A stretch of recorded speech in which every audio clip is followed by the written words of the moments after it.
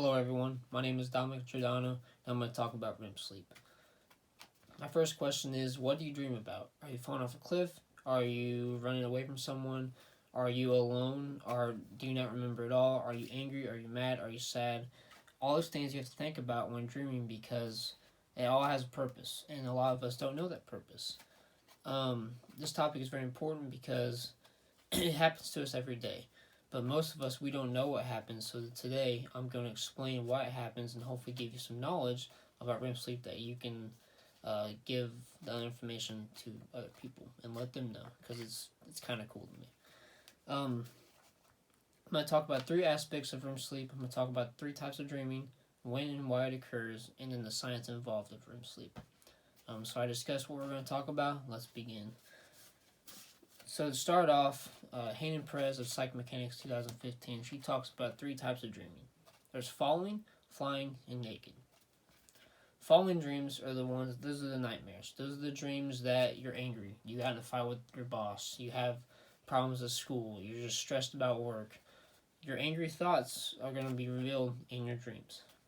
Flying dreams, those are the good dreams. Those are the dreams that you're content, that you're in control of a situation, that you feel good about, that you wake up and you just feel like you want to go run a marathon.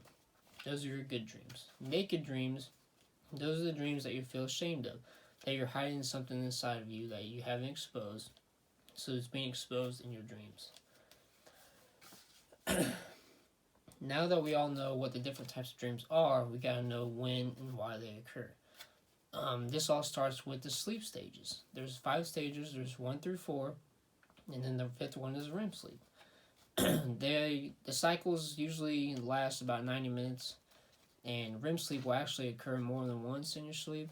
It'll start about 10 minutes and it'll last up until an hour until you wake up. So you go through 5 or 6 cycles a night actually. But the first stage is the light. That's the light stage. That's when your muscles are slowing down and you're just in a light sleep. Someone can walk in your room and quickly wake you up and it'd be no problem.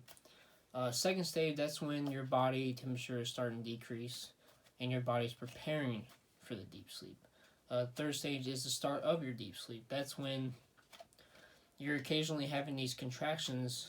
This is causing you for your deep sleep, and you're occasionally have these neurons go back and forth, processing all this information and getting you ready for REM sleep to start dreaming.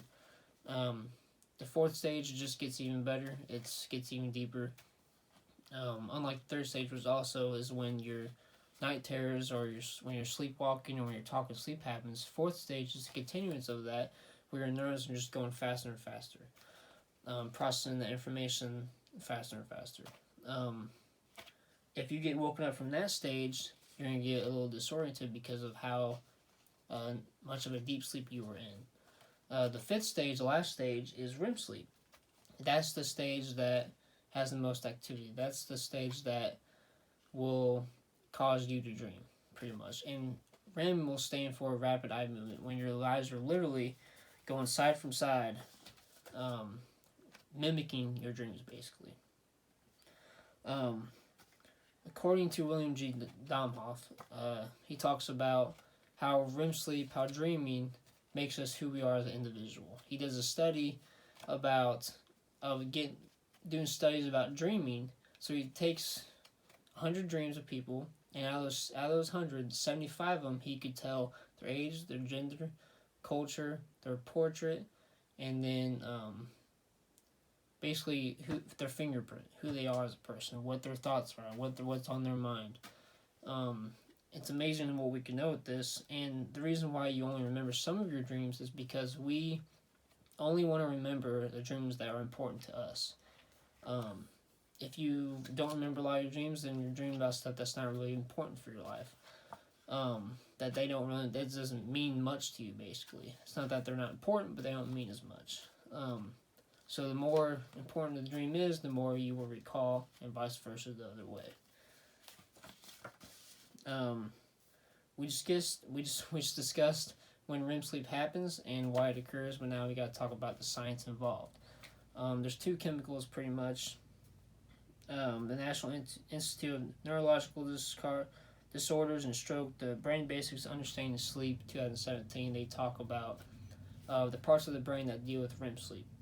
The first part is the suprachiasmatic nucleus. It's a cluster of cells that deals with light detection directly from our eyes to control behavioral rhythm. What that means is it will control the behaviors of when we know when it's time to sleep and when it's not time to sleep. If our eyes detect light, then our body knows, okay, we're supposed to be awake, we're supposed to be alert, we gotta stay awake. If our eyes see darkness, our body just automatically prepares for night, because it means that we're supposed to be asleep, or we're supposed to get prepared to go to sleep. The other part of the brain that has to deal with REM sleep is the brainstem. The brainstem will control the transition between you wake up and when you sleep.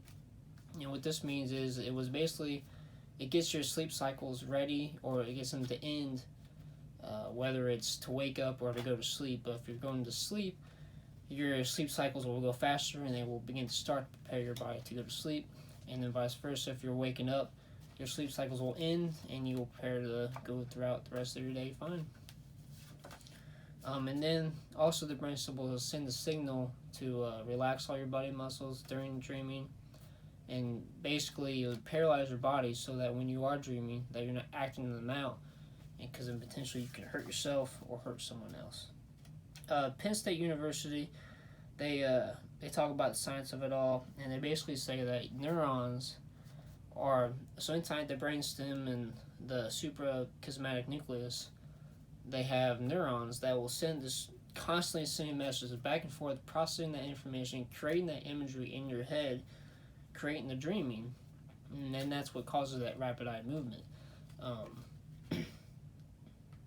And then when they break down, when they move away from the muscles in your body and go to your brain and process all that information, they disconnect from the major muscles so your brain can work faster and harder and create those dreams.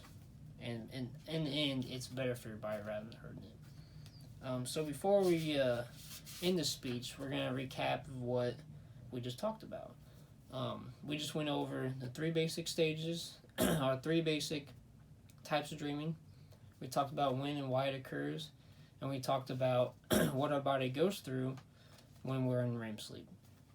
So dreams are very important. They express our thoughts and our feelings through sleep, and they can help us get over those feelings or problem solve, and they help with memory. They're essential in life. It's just like food and water. You need sleep to be able to function properly. It helps you problem solving skills, just like I said, memory, and even can help with emotional feelings. And just like the actor said, that Thomas Dechter, like he said that sleep is the golden chain that ties our health and our body together. So if I had one thing to say, is to get all the sleep you can. REM sleep is good for you. It's just like food and water, so get as much as you can, because the more you get, the better you will be. Thank you for watching.